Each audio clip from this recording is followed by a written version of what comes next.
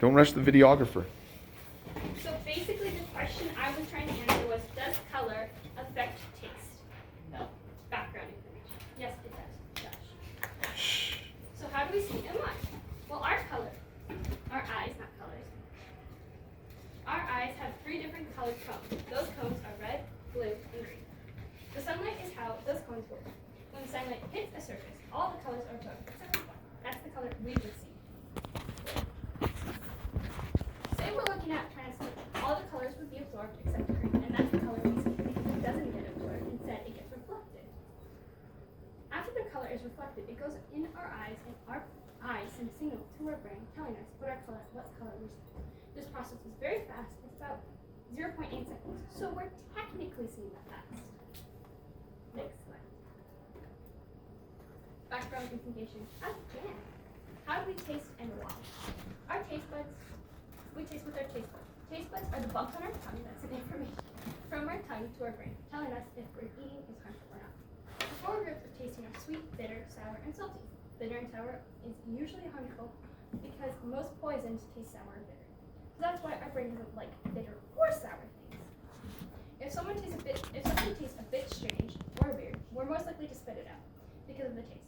Our taste is there to protect us from harmful things we may eat. Interesting. More background information. What is color blindness and loss of taste? Some people are born colorblind or have very little taste. These people see and taste the world differently than we do.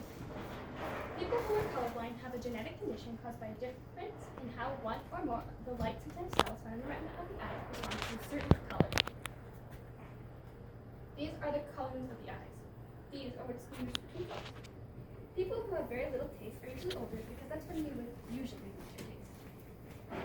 However, some people are unlucky and don't lose their taste. You can also lose your taste to allergy, sense of taste to allergy. Next one. My hypothesis.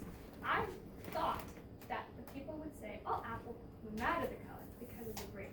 However, I could be wrong. By brain, I was summarizing. I meant not like someone specifically. I was summarizing over everyone here. Our tongues, because of our tongues, they send a message to our taste, from our taste buds to the brain, through the that word there, nerves, telling us what it tastes like. So I think they're smart enough to tell they're the same. But you know, I could have been wrong. Equipment. I know we talked about volunteer. You can choose, I like the first one, about 4 jugs of apple juice, small clear plastic cups, 4 per person, and red, orange, yellow, and blue food color. That was great. That was Method. I'm going to start by, so I started by dyeing the apple juice red, orange, and blue. Then I will ask them to taste the liquid without them knowing what the liquid is before. After they taste each one, I will ask them if it tastes more like blueberry, apple, orange, blue raspberry, lemon, strawberry, cherry, or pumpkin. Make sure if you do this, say everything in the same order. We need 1 variable, the color of the liquid, no more. After I write down what they say, and after a ton of people have done it, you should have 1 clear answer or even more. But 1 should be the tallest answer. So if you were doing like a bar graph, it'd be the tallest answer. And then boom, you have your data and your answer. whoa. My observation was that the apple was most picked out of all 7. Yellow jug of apple juice was the only one people picked. Everyone picked apple. I think this is because the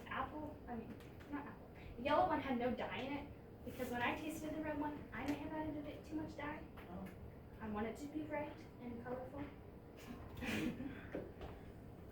But the taste was still apple, so that was interesting. It was interesting to see that everyone drank the drink without even knowing what it is. Except Damien, he didn't want to. Okay. What it is? I didn't hear this was. Tastes like bleach. It's not. That was just, By the way, this is a graph, Haley. Okay, so this is the yellow one. It's all apple, clearly.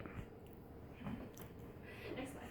And then we have red. So like this would be apple, and then the other one, which says other, would be like cherry and a mix of strawberry.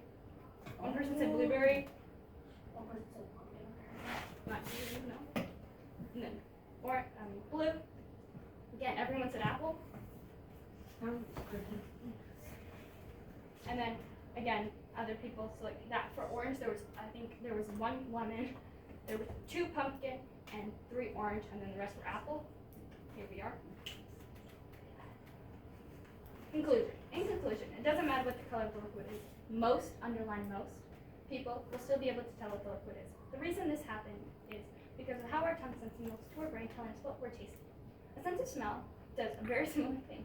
So because you could smell and taste the apple juice, that might have given it away, or at least given it away to the brain. You might have not known it, but your brain did. However, some people still got different answers, which was quite interesting. What's next?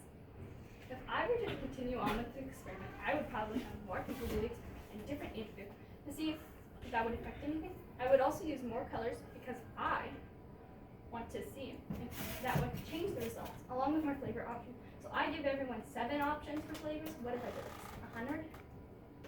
That's quite interesting. One more thing I would add would be that me telling them that there are something else. For example, say it's apple juice, I would tell them the pineapple juice and see what would happen. Because I know I've told my sisters that if we have water, I'd be like, oh, it's juice. And then they would think it's juice. That might be something wrong with my sister. Excellent. Thank you for watching, even though you really didn't have a choice. She's alright. Any questions?